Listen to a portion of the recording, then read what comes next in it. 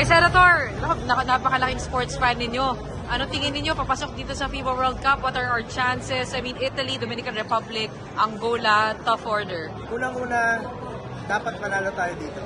Pag nanalo tayo against sa Dominican Republic, malaki ang chance natin against Angola. At importante rito ay may chance tayo sa Paris sa Olympics. Pag dalawang panalo tayo, malaki ang chance natin. Pagdasal natin, suportahan natin ng Gilas, Pilipinas. Unang-una, puso ang kaya natin paglaban. Kailan kalaban natin? Carl Anthony Towns, Dominican Republic. Paano kaya?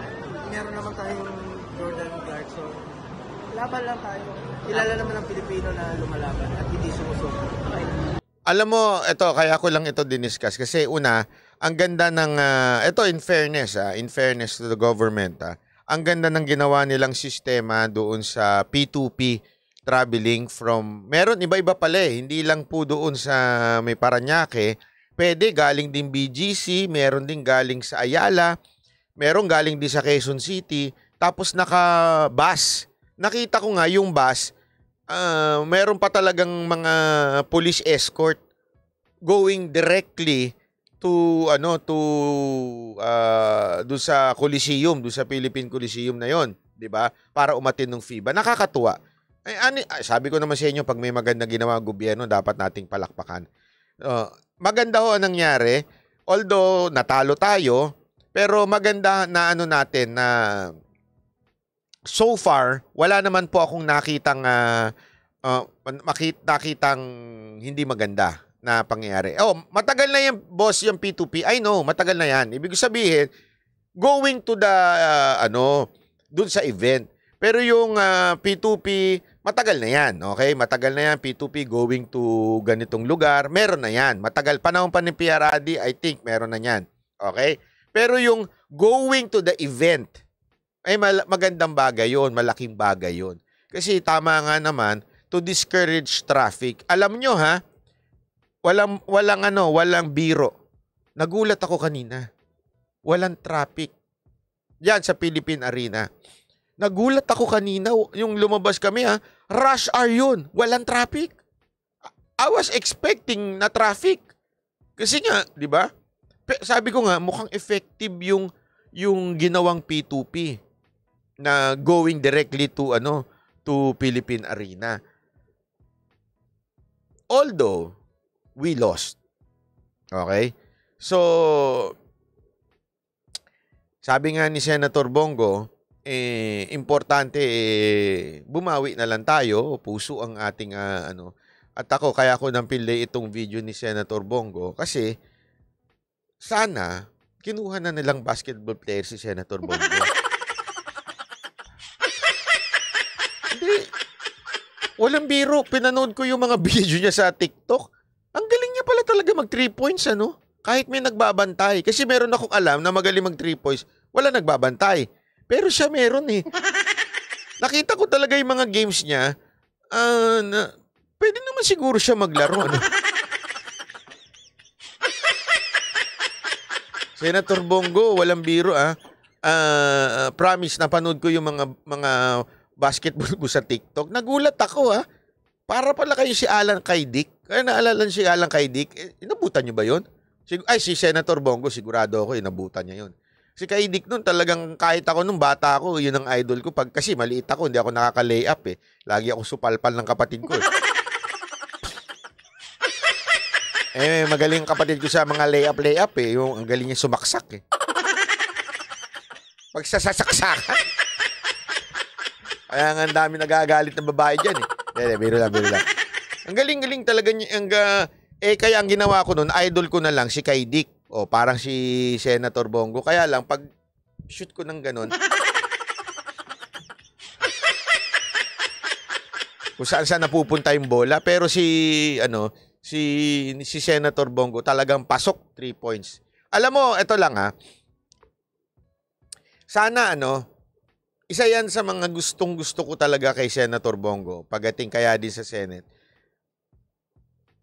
Sana ho talaga ma-improve pa eventually. Alam nyo, Senator Bongo, sa sinabi ninyong may puso ang mga atleta natin sa Gilas. yung mga best player natin. Basta lagyan niyang puso. Bigla ko lang naalala isang bagay. Alam niyo ko ano? Yung mga player natin may puso. Pero alam mo, Senator Bongo, yung mga politiko natin walang puso. Ito to. Kayo lang ang ikaw at saka si malamang si Senator Cayetano kaya din nagtagumpay yung SEA Games, di ba? Kayo ang talagang masasabi kong may puso pagdating sa basketball, yung sports.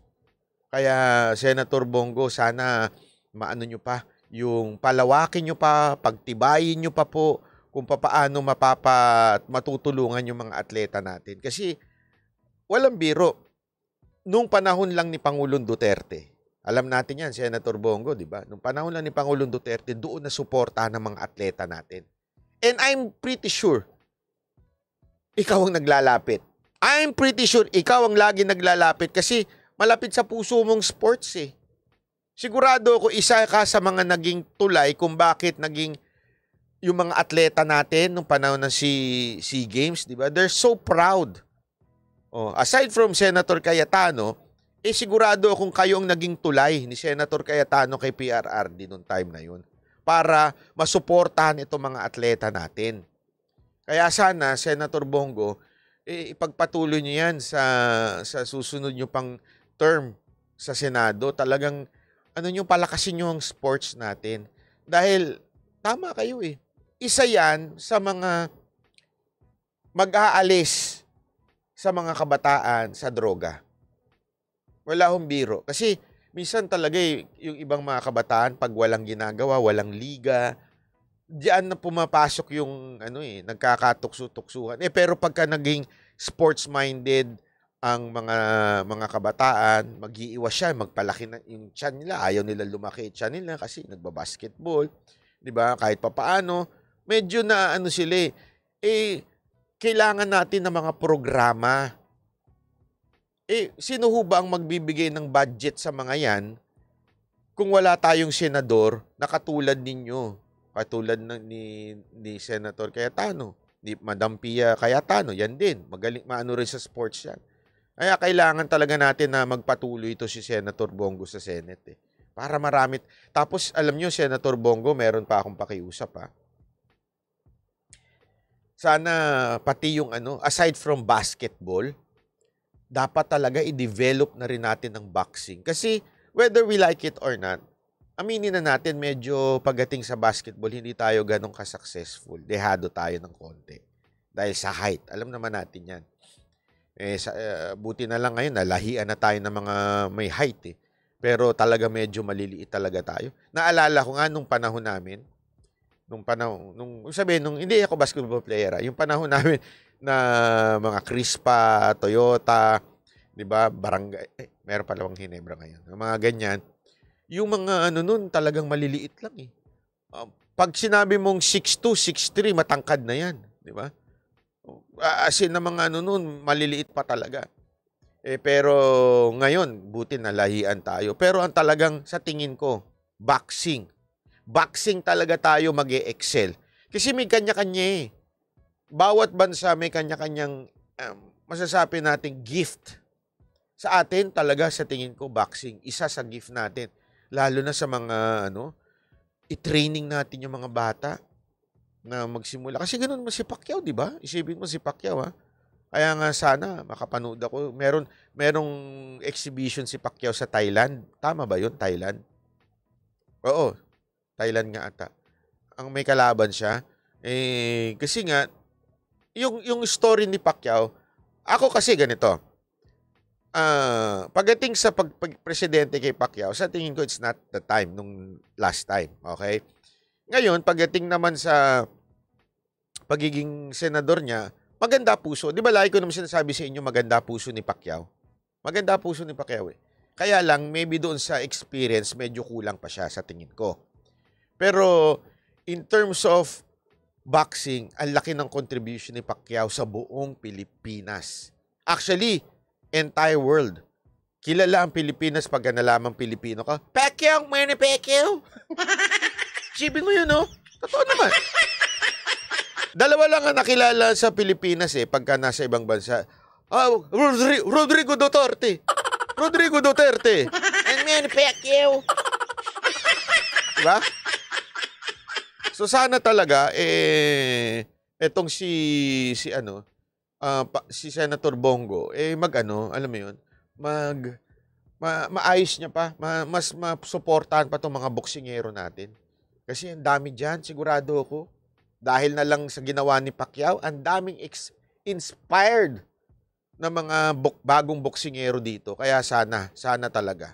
Okay? Senator Bongo, puso lang. Sana sumali ka sa basketball.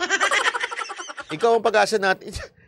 Di ako nagbibiro, magaling talaga si Senator Bongo. Sa second game at third game, kung pwede ka lang sana sumali. Hindi naman niya kailangan ng matangkad sa totoo lang Paglalaroan kasi nakita ko naglaro si Clarkson, talagang parang gano'n di ba? Pupunta sa kanya yung mga tao kasi sabi NBA player siya, binabantayan siya, tapos biglang maghanap ka lang ng open, tapos iba to sa'yo, 3 points!